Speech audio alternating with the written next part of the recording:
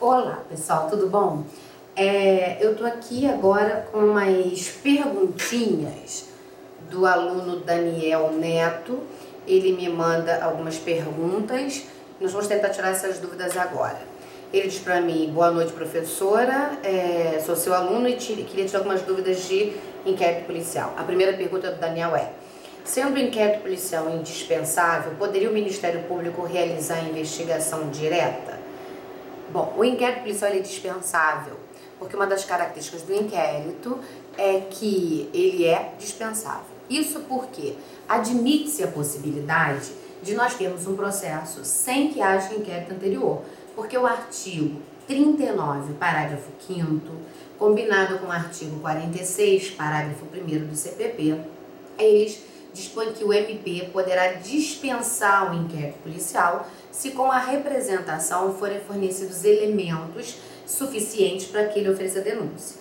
E o 46, parágrafo 1º diz que se o MP dispensar o inquérito policial, ele deverá oferecer a denúncia no prazo de 15 dias. E aí ele pergunta: sendo dispensável o inquérito, pode o MP realizar a investigação direta? Veja bem, investigação é uma das atribuições da Polícia Judiciária. Isso não significa que apenas ela investiga. Inclusive, se você analisar o artigo 144, parágrafo 1º, inciso 2 da Constituição, combinado com o artigo 58, parágrafo 3º também da Constituição, você vai perceber que o próprio legislador constituinte deu aos outros órgãos a possibilidade de investigar. Então, o MP pode investigar? Pode, o MP pode, a CPI pode, os outros órgãos podem, inclusive você encontra isso no parágrafo único do artigo 4º do Código de Processo Penal, porém, não pode o MP presidir inquérito, até porque isso é ato privativo do delegado de polícia, inclusive quanto ao indiciamento do agente, por força da Lei 12.830 de 2013, salvo, é claro, na hipótese em que se verifica a presidência do inquérito por autoridades que têm competência originária, o que ocorre nos casos de competência originária por prerrogativa de função. Saindo dessas hipóteses, quem vai presidir o inquérito é o delegado de polícia, tá? O Daniel manda mais uma perguntinha sobre os destinatários do inquérito. Existindo um destinatário imediato, MP, e um imediato juiz, qual seria de fato o destinatário em uma pergunta da banca CESP? Quer dizer, o Daniel já está afirmando que o destinatário imediato do inquérito é o MP. Errou. Por que errou, Daniel? Por força do artigo 10 do Código de Processo Penal, o inquérito, quando concluído, deve ser encaminhado ao juiz competente.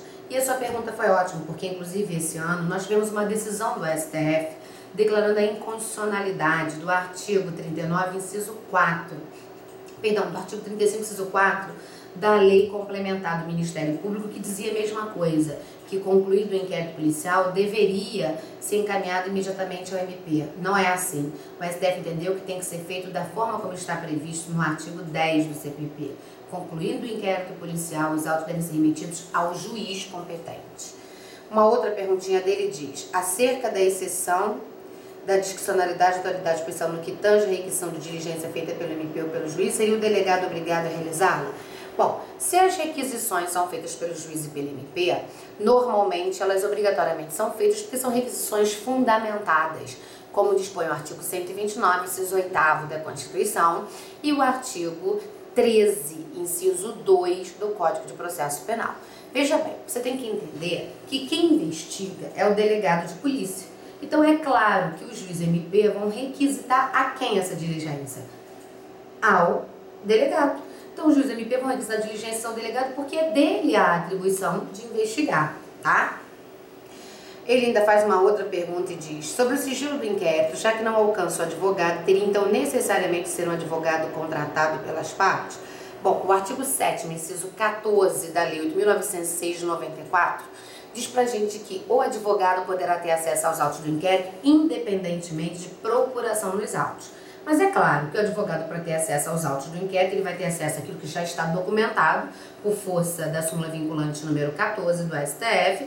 Ele vai ser o advogado que tem interesse em razão das partes. Já precisa ser contratado, ter procuração nos autos? Não, até porque a própria lei diz que não há essa necessidade. Muitas das vezes ele vai ter acesso aos autos para verificar se aquele caso, inclusive, o interessa como advogado, tá? Na ação privada personalíssima, onde não há possibilidade de se ter a figura do representante legal, no caso da vítima ser menor ou mesmo possuir problemas mentais, o crime ficaria impune? Ficaria, meu querido. Sabe por quê? Se o crime de ação penal privada é personalíssima, só quem pode agir é o ofendido.